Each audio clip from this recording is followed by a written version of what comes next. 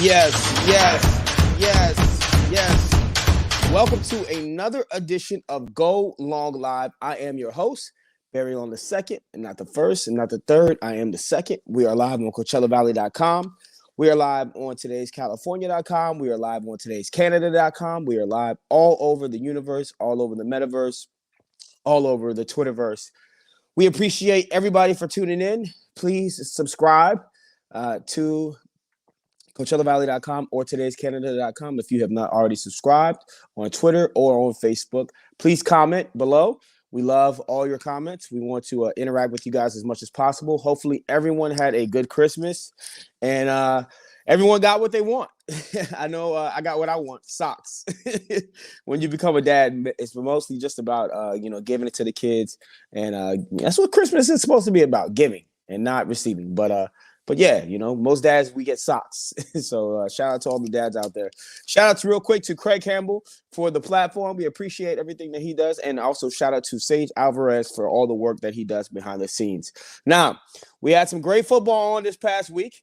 And we love talking, about the playoffs are coming up. We got basketball that is starting to heat up. We had some good Christmas Day games on that I enjoyed watching. But before we go any further into the games that happened this weekend, let's just talk about this little incident that happened yesterday on Sunday Night Football. Now, this is teammates from the Washington football team, Allen and Payne, and obviously they were getting whooped on pretty bad. And there's an altercation on the sideline. And all of a sudden, punches are being thrown.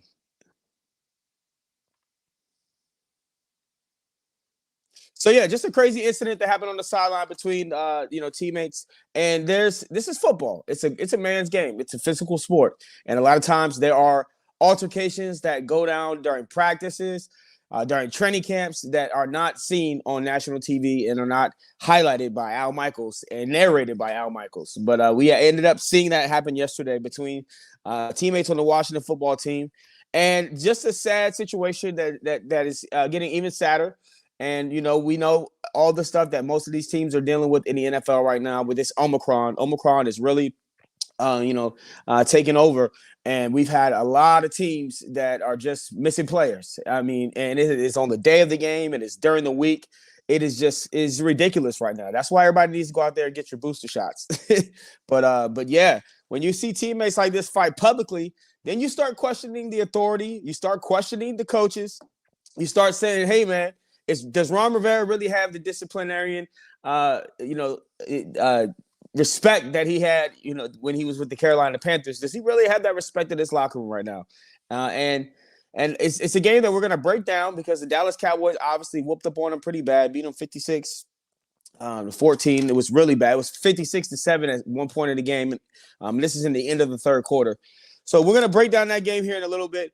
But it's just one of those things where as a casual fan, you see a fight like that, you get excited, you get, oh my God, it's the end of the world. It's really not the end of the world. It's just two guys having a disagreement. Stuff like this happens all the time in football. But yeah, Ron Rivera got some work to do. He got his work cut out for him. Now let's start off real quick with the most electrifying player of the game, and it is brought to you by Palmer Electric. Palmer Electric. Please call 760-797-7878 for all of your electrician needs. That is brought to you by Palmer Electric, 760-797-7878. And let Larry Palmer over there let him know that Barry Long sent you. But the most electrifying player of the week this weekend is none other than Joe Burrow. Joe Burrow was fantastic, absolutely a monster when he played against the Baltimore Ravens this past weekend. Joe Burrow went 37 of 46 for 525 yards, 4 touchdowns, 0 interceptions, and he spread around the wealth. He hit multiple receivers for over 100 yards. He hit T. Higgins for 194 yards. He hit Jamar Chase for 125 yards. He even hit Joe Mixon a couple times, but Joe Burrow was absolutely sensational.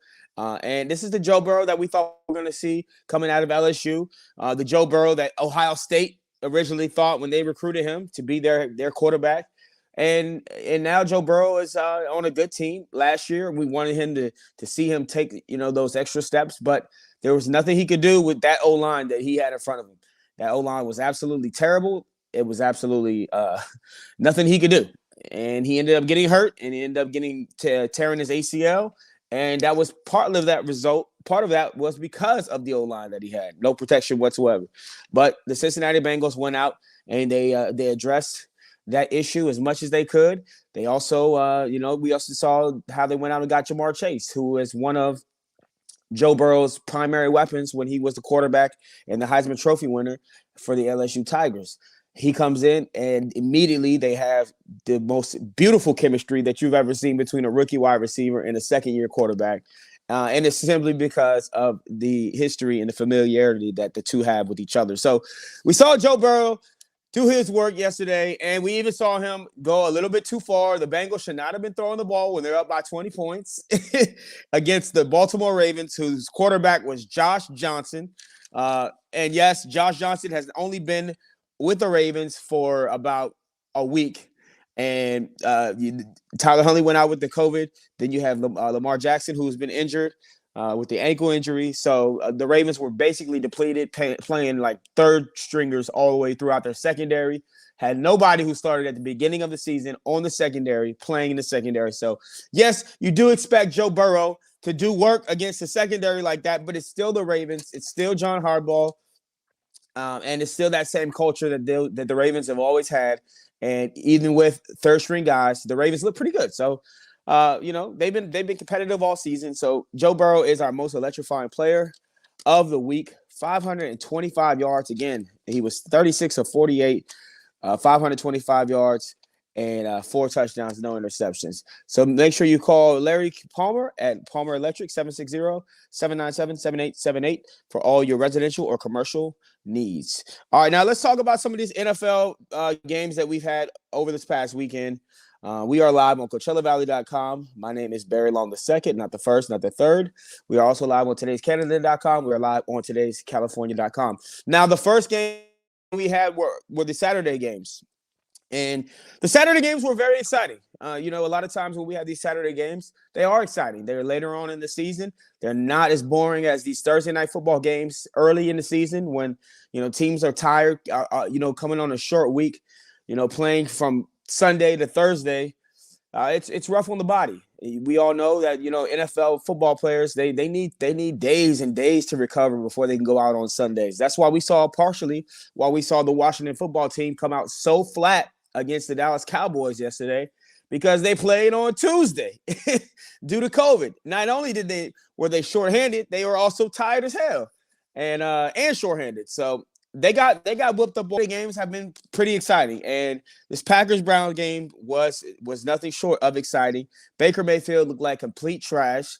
He threw for 222 yards, 2 touchdowns, but he had 4 interceptions. And some of these turnovers, you're just like, man, Baker, if all you have to do is protect the football and let Nick Chubb do his thing, let your defense keep you in these games, and stop turning the football over, and maybe you can win some games.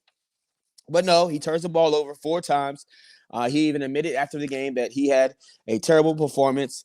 But Nick Chubb is just being Nick Chubb. 17 carries for 126 yards. And as terrible as Baker Mayfield played in this game, the Browns continued to hang around and had a chance to win it at the end of the game. Aaron Rodgers went 24 of 34, 202 yards, 3 touchdowns, no interceptions. Typical Aaron Rodgers game. Aaron Jones even added a little bit with the running game, 12 carries for 66 yards. Devontae Adams had an incredible game, 10 catches for 114 yards, 2 touchdowns, but he did miss on a critical third down conversion at the end of the game when the Packers were up by 2. That would have extended the drive. That would have ended the game effectively with that first down. He missed it, went right through his hands, and gave Baker Mayfield a chance with a rookie kicker waiting in the wings. Gave Baker Mayfield a chance to drive the Browns down about 40 yards to get into field goal range. And what did Baker Mayfield do? He turned the ball over for the 4th time, for the 4th interception, and the game was over. So the Browns were this close to being able to defeat the Packers, but the Packers, like so many other times this season, were able to edge out the game, the victory in the end.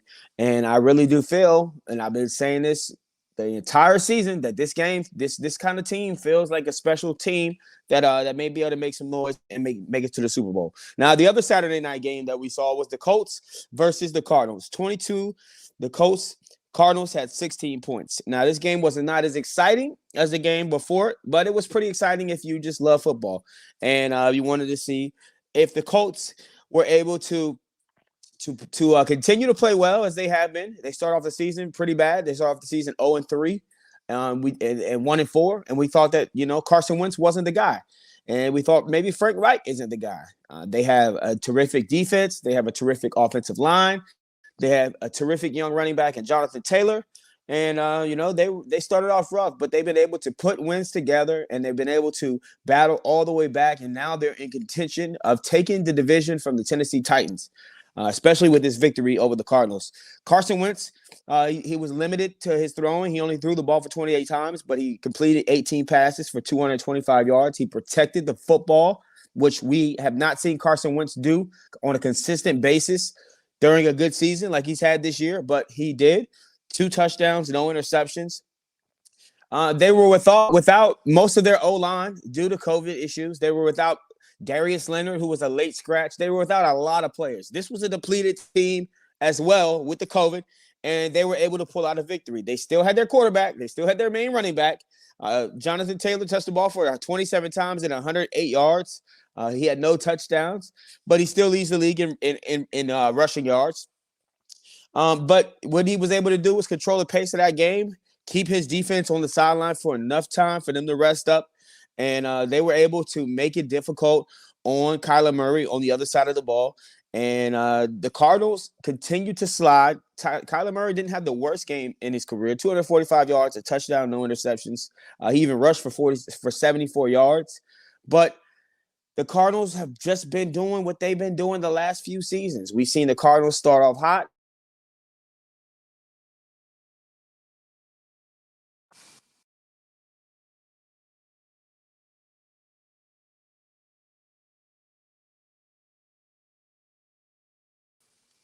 We apologize. We are back live here on Go Long Live. I am Barry Long, the first or the second, not the first, not the third.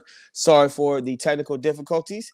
But yeah, so we were talking about what we've seen in the past from the Cardinals. We've seen them start off hot. We've seen them get to these great leads in the division, or we see them looking like a team that maybe can make some noise in the playoffs, and then they don't. They make no noise in the playoffs.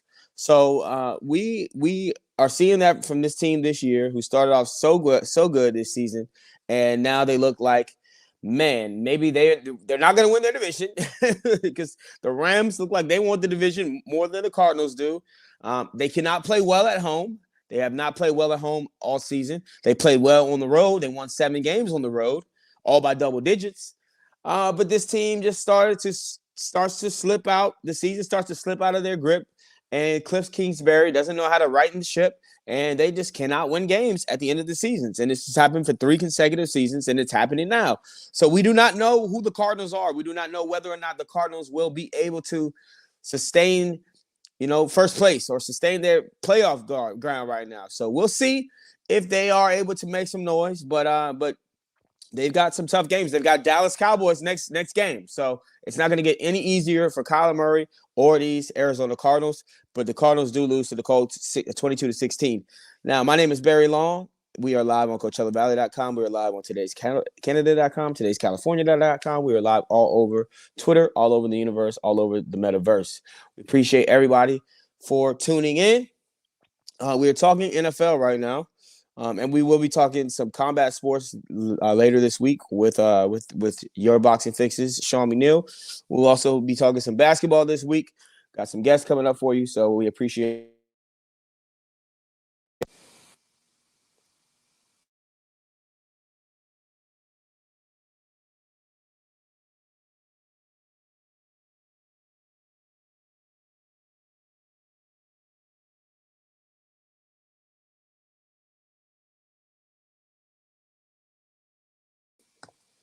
And we apologize for the technical difficulties. This damn Wi-Fi, man. I'm sorry.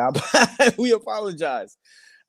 So Yes, we also had some other games that happened this weekend. We saw some pretty good games on Sunday. We had the Falcons and the Lions. This game was ended up being close. Ended up being coming down to the wire.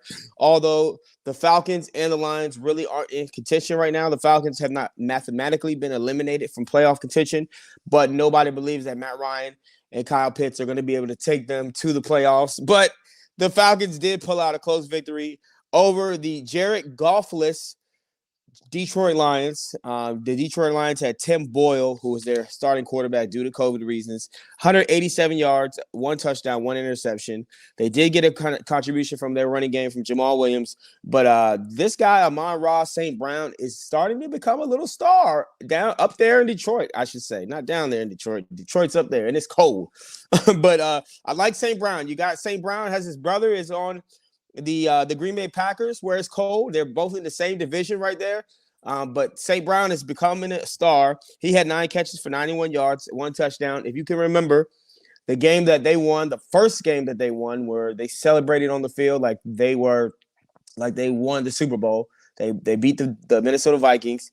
St. Brown was the one that made that catch. And there's some good stuff to be found in some of these bad teams right now. Like, these are the times where you want to see young guys get their opportunity. You know you're not going to the playoffs.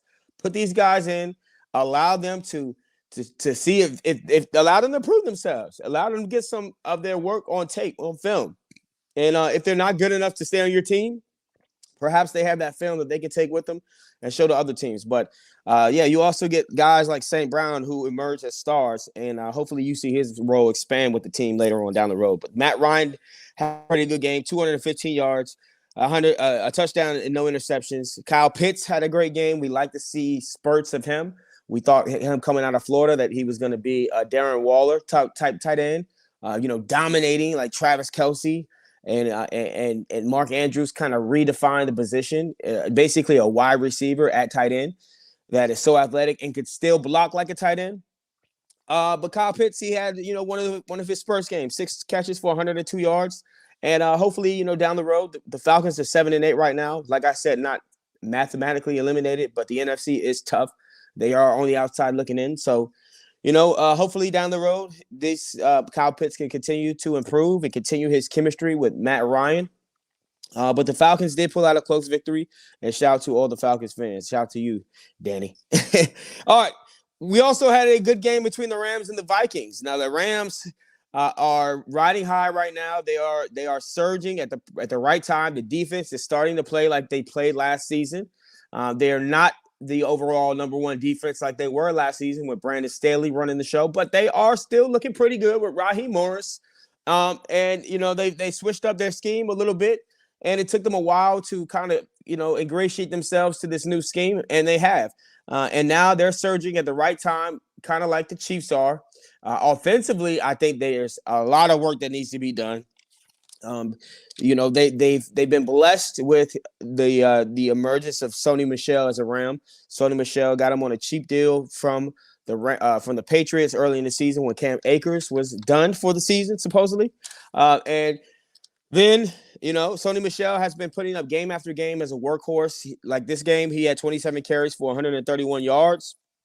You got Akers, who just came back. He's not been worked into the fold yet, but they expect him to be able to put some work in the next couple of weeks. So we might have a 2-headed running monster, and Matt Stafford might not have to really make that many throws in the game. But Matt Stafford, he was 21 of 37, 197 yards, 1 touchdown, 3 interceptions. A couple of those interceptions just look absolutely god awful, like Jared Goffle awful. And it's like, man, I know that he has this amazing chemistry with Cooper Kupp, and I know that he has that bravado, and he makes throws that Jared Goff could never make.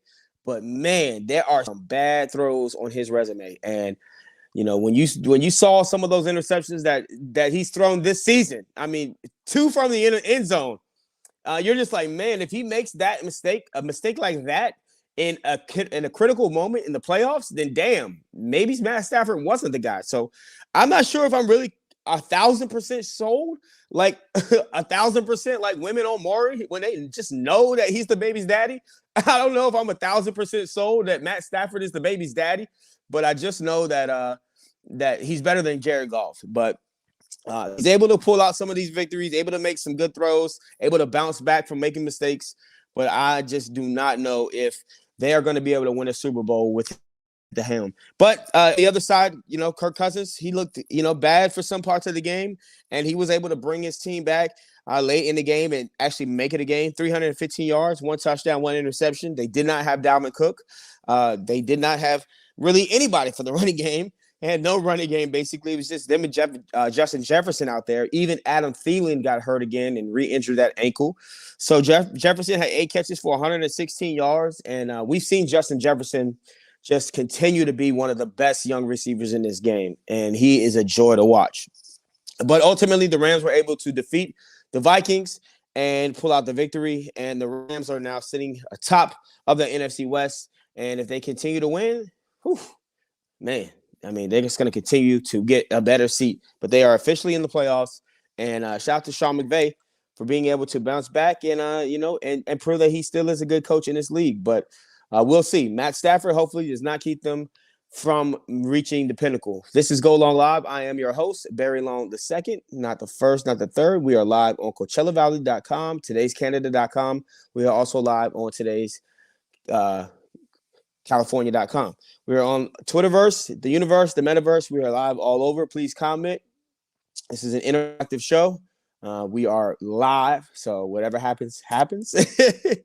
We roll with the punches. That's what we do here on Go Long Live. All right, so we had another game that people really don't care about unless you're a Jacksonville Jaguars fan, you're from Duval County, or you're a Jets fan.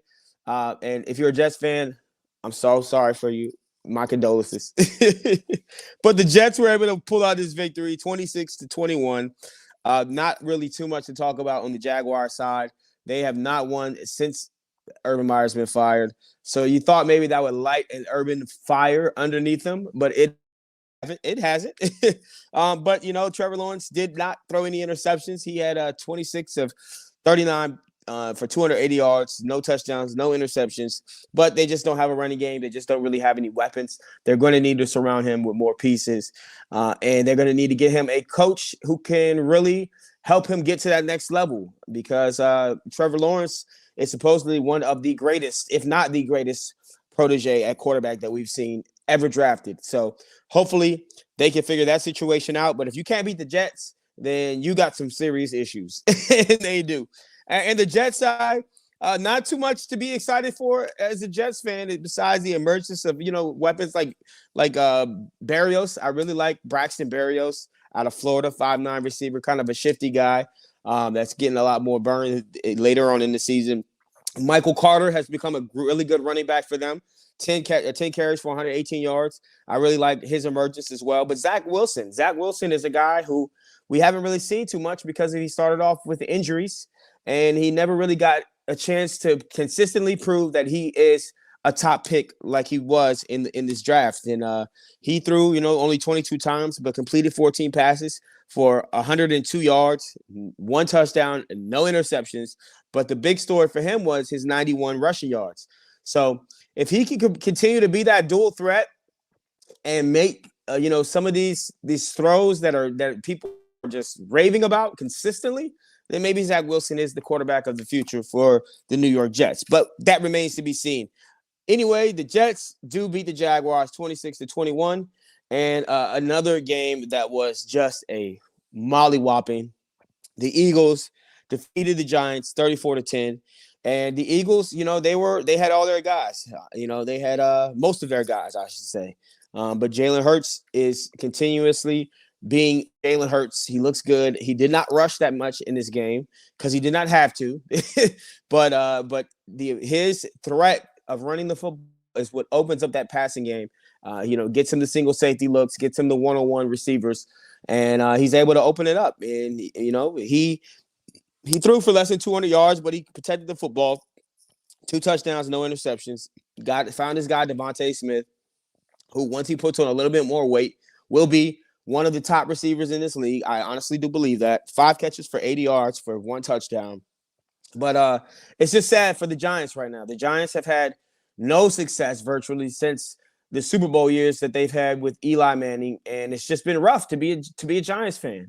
And yeah, you keep getting these consistent, top picks. You got Saquon Barkley. You got some weapons in Tony and Shepard, and I mean, you've got a lot of weapons on the Kyle Rudolph. You got some just random weapons on the offensive side of the ball. But if you can't get these guys healthy and get a quarterback that can get them the football, then what good are they? So Daniel Jones. We just found out that Joe Judge will be back next year. Daniel Jones will be back next year. I'm not certain that is a great move for them.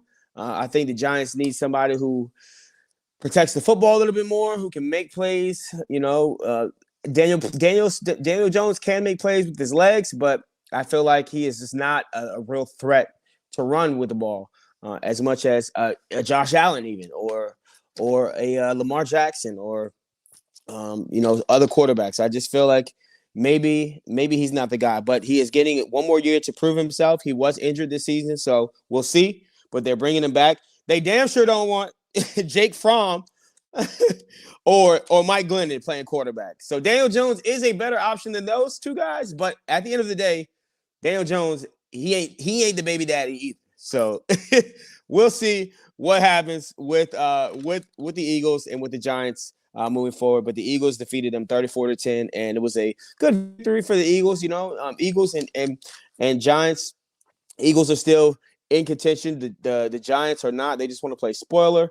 But that was a good victory for them. It's a good victory anytime you beat a division rival. This is Go Long Live. I am Barry Long II. Not the first, not the third. Appreciate you for tuning in. This is a live interactive sports show on CoachellaValley.com. Today's Canada, today's California. All right, so this was the game that everybody really wanted to see. We saw the Bills defeat the Patriots yesterday, 33-21. And a couple of weeks ago when these teams played, the division was up for grabs. And the Patriots were able to defeat the Bills and embarrass them with the running game. They were able to embarrass them with only throwing the football 3 times with their rookie quarterback, and that defense embarrassed Josh Allen in that offense. And they were at home. The Bills were at home when they lost, and the Patriots were at home in this game when they lost. And it was a decisive victory for the Bills. The game started off very competitive, but Mac Jones, Mac Jones had to throw the ball 3 times last game. He threw the ball 32 times this game. Only completed 14 of his passes, only 145 yards and no touchdowns, 2 interceptions. One that really wasn't his fault, was kind of tipped. But nonetheless, 2 interceptions. Had a contribution from the running game. 18 carries for 103 yards from Damian Harris and 3 touchdowns. But they were just unable. They didn't look like the Patriots defense that we saw the first matchup between these two teams, and give Brian Daboll and that offensive coordinator and the offensive staff credit. They were able to open up some things and make this defense look a little bit more pedestrian than they have ever looked. They gave up 33 points to these Bills. Josh Allen had a game to remember. Phenomenal. 30 of 47, 314 yards, 3 touchdowns, no interceptions. Rushed for 64 yards, but they were crucial 64 yards. And a couple of times he's extending plays. When it's 3rd and 4, 3rd and 7, he's extending plays with his legs, getting first downs, getting more than the first downs, and just looking fantastic. So Josh Allen looked like the damn MVP of the NFL yesterday. And if he can continue to do this against defenses like that, then we might end up seeing him in the AFC Championship playing against, the Chiefs. So we'll see. But he got contributions from Isaiah McKenzie, who had a coming out party yesterday. 11 catches for 125 yards with a touchdown. And, of course, his very reliable Stephon Diggs, 7 catches for 85 yards and a touchdown. So it was a great game for the Bills. The Bills now take lead of that division. They have the same record with the Patriots, but they do win the tiebreaker. So we'll see what happens between those two guys. Both of them I expect to make the playoffs. Both of them I expect to be dangerous in the playoffs with those defenses, but we'll see. Gregory Lease says bonjour. Bonjour. I believe that's French. Bonjour. Bonjour to you. We appreciate y'all for tuning in. Real quick, we will do a meme of the day, and then we'll get out of here and we'll cover the rest of these NFL games tomorrow. We are live on CoachellaValley.com. We're live all over Twitter, all over the universe. Now, the meme of the day is brought to you by Oh, we don't have the meme of the day, but well, the meme of the day was brought to you by NFL IG memes, but apparently something's going wrong with it. But we'll just show you the fight again. We'll end with the fight. Now, this is the fight between the Washington football team. You had Jonathan Allen and Payne. These guys were teammates in Alabama, and of course, there's words being exchanged. Oh, and he throws a punch. And if you watched the game, if you watched the broadcast last night, it was just disgusting. It was terrible. But it's something different that you don't really see as a football fan. But it's stuff that happens in the locker room. It's stuff that happens at practice. It's stuff that happens in training camp. If you watch enough Hard Knocks, episodes, then you'll see something like this. Thank God he didn't connect on that punch, because you know that when two players get into a fight and they're on the field and one punches the other, and once a punch is being thrown, that's an automatic ejection. If he would have connected on that punch, I'm not sure if the referees can come over there and eject him for hitting his own teammate, but thank God he didn't connect on the punch. It's never a good thing when friends fight. So that was what happened, but we'll break down that game and break down more of that fight tomorrow. Gregory Lee says, Jaime de California. I don't really know. I really don't speak French. I think I took Spanish up until the 4th level. Spanish 4 is what I got. So Espanol. But yeah, shout out to you. All right, we are out of here. We appreciate everybody for tuning in, everybody for commenting on the show. Stay focused, stay motivated, stay inspired, and remember, you are capable of doing anything. So go out and do it. Until next time, talk to you tomorrow. Peace.